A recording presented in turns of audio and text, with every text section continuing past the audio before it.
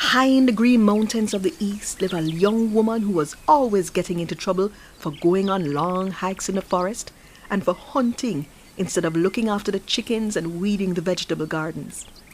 Her mother would fret until she saw her daughter arrive carrying mountain doves for her family to cook over a slow fire and eat.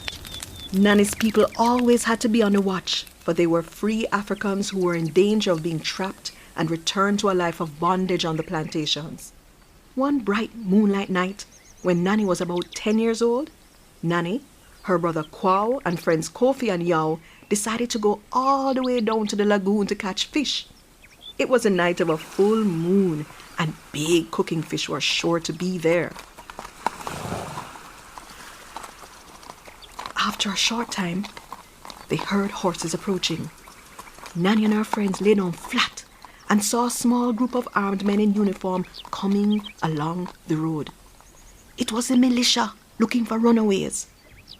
It was not wise to stay there until daylight, so the children crept back into the bush. But Nanny smelled a cooking fire. Gina, the runaways found the cave. We must help them before the militia gets there. But Nanny, they have guns. Yes, but we have to be on the side of what is right. Yo, stay here and keep watch. Agu. Akwaba. Mother, men with guns are near. You must leave now and come with us. We're happy to leave, but my granddaughter is pregnant and hurt. If she moves, she may die. I can take her. Mother, please go with my brother and my friend. They will take you to safety. We have little time. They set off, Nanny with the pregnant girl, and the boys had the others.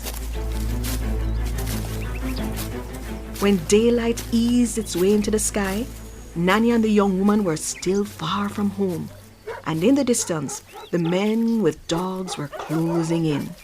Nanny knew the danger of giving away the location of her village, so she went down a gorge to cross the narrow point of a river to the other side. It was a very difficult route, but it was their best chance.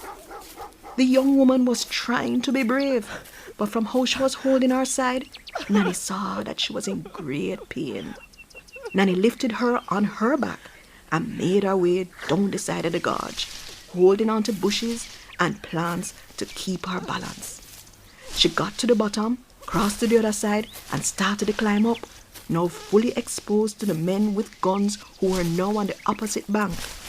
She heard the leader give the order to load their weapons.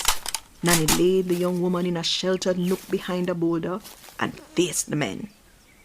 Bending on her knees, her back now to the hunters, she raised both arms up to the still grey sky. Eternal Father, bless our land. Guard us with thy mighty hand. The first cracks from the guns broke the peace of the valley. A wild boar nearby darted further into the bush. A flock of parakeets left the tree as if on one pair of wings. A volley of gunshot travelled across the valley towards Nanny, and with her upraised arm she caught them, and with a downward arc of her arm she sent them back to the men. Later, when the young woman had given birth to her baby, she whispered this story to her mother, who told her to hush, and then prayed against bad thoughts. Back on the plantation being treated for wounds, the men also told this story. They were believed, as they had the scars to prove it.